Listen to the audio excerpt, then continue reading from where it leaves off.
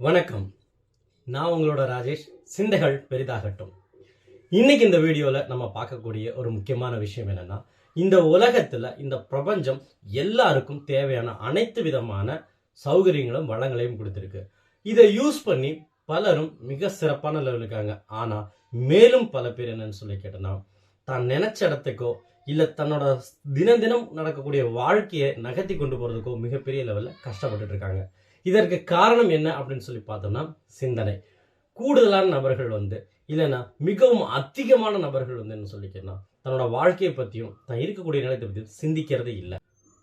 ஒரு 25 வயசு கொண்ட 100 நபர்கள் எடுத்து ஒரு சர்வே நடத்தினாங்க. அவங்க கிட்ட ஒரு கொஸ்டின் கேட்டாங்க, உங்களோட 65வது வயசுல நீங்க எப்படி இருப்பீங்க, உங்களோட வாழ்க்கை எப்படியெல்லாம் இருக்கும், நீங்க அந்த வயசுக்குள்ள எந்த மாதிரிலாம் வாழ்வீங்க அப்படின்னு சொல்லி கேட்கும்போது, இதுல ஒவ்வொருத்தருமே பார்க்கும்போது அந்த லைஃபை பத்தி மிக சுவாரஸ்யமான விஷயங்களை பத்தி ஷேர் பண்ணியிருந்தாங்க. தன்னோட வாழ்க்கை இந்த மாதிரி இருக்கும், இப்படியெல்லாம் இருக்கும், நாங்க இந்த மாதிரிலாம் இருக்கணும் அப்படின்னு நிறைய விஷயங்கள் ஷேர் பண்ணியிருந்தாங்க.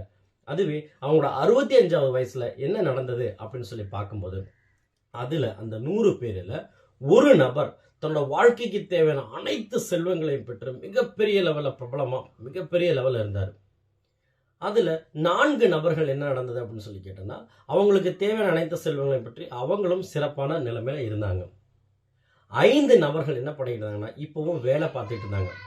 மீதம் இருக்கக்கூடிய அனைத்து நபர்களுமே தன்னோட தினம் தினம் வாழ்வாதாரத்துக்காக வேண்டி மற்றவங்களை சார்ந்து இருக்கக்கூடிய சூழ்நிலைகள் நடந்தது.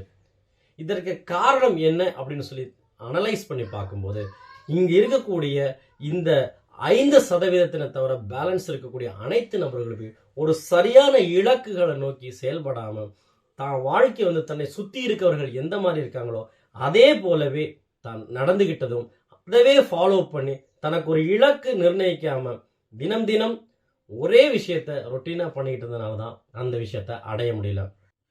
மேலும் ஒரு சர்வே எடுக்கப்பட்டது. ஒரு 20 நபர்கள், வேலைக்கு செல்வங்க வேலைக்கு போகாம இருப்பவங்க, இந்த 2 பேரை வச்சு ஒரு சர்வே நடத்தினாங்க. அவங்க கிட்ட கேட்ட விஷயம் என்னன்னா, எதுக்காக நீங்க காலையில எந்திரிக்கிறீங்க, அதே மாதிரி தினம் தினம் வேலைக்கு போறீங்க அப்படின்ற ஒரு கொஸ்டின்ஸ் கேட்டாங்க. இந்த 20 பேர்ல 19 நபர்கள் சொன்ன பதில் தெரியல. எல்லாரும் எந்திரிக்கிறாங்க, நாங்களும் எந்திரிக்கிறோம், எல்லாரும் வேலைக்கு போறாங்க, நாங்களும் வேலைக்கு போறோம், இந்த மாதிரி பதில் தான் இருந்தது. சோ அதனால என்னன்னு சொல்லிக்கிறேன்னா, அந்த 19 நபர்களும் தனக்கு எதனால இருக்கோ அப்படின்ற ஒரு தெரியாம இருந்தாங்க. ஆனா அந்த ஒரு நபர் மட்டும் தான் நினைச்ச இடத்துக்கு போய் சேர்றாங்க. காரணம் அவரோட சிந்தை அந்த மாதிரி இருந்தது.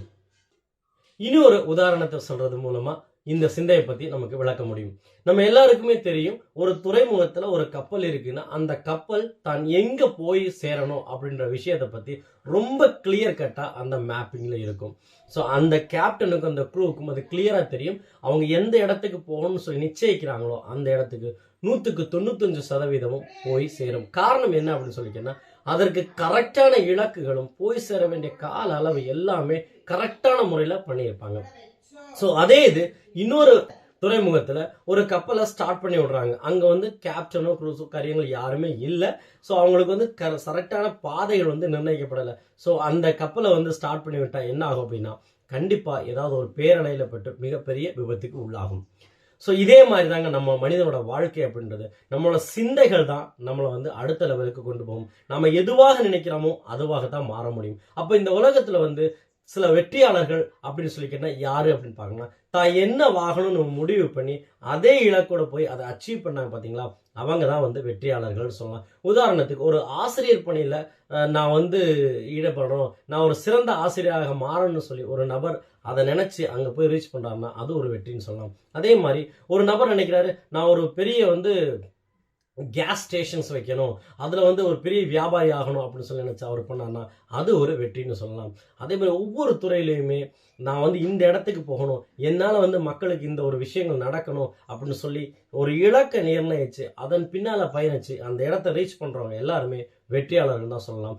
இது பல பேருக்கும் அது தோண மாட்டேங்குது. காரணம் என்னன்னா, ப்ராப்பரான சிந்தைகள் இல்லை. நம்ம எண்ணம் போல் வாழ்க்கை அப்படின்னு சொல்லுவோம் இல்லைங்களா? நம்ம என்ன நினைக்கிறோமோ அதை பேஸ் பண்ணி தான் இருக்கும். ஸோ இன்றைய காலகட்டத்தில் வந்து பார்த்தோம்னு சொல்லிக்கிட்டா மக்கள் எல்லாருமே தன்னை சார்ந்து இருக்கவங்க என்ன பண்ணுறாங்களோ அதவே தான் ஃபாலோ பண்ணிட்டு தினம் தினம் ஒரே விஷயத்த பண்ணிக்கிட்டு அவங்களோட லைஃப்பை வந்து ரொட்டீனாக கொண்டு போயிட்டு இருக்காங்க. அதனால வாழ்க்கையில் மிகப்பெரிய மாற்றங்கள் எதுவுமே இல்லை. மாற்றங்கள் வேணும் அப்படின்னு சொல்லி நம்ம மாற தயாராக இருக்கணும். ஸோ இதுவரைக்கும் நம்ம எப்படி இருந்தாலும் சரி, இந்த காணொலியை பார்த்ததுக்கு அப்புறம் வந்து தன் லைஃப்ல வந்து என்ன மாதிரி மாறணும் அப்படின்ற சிந்தைகள் நம்ம ஒவ்வொருத்தருக்கு வரணும்.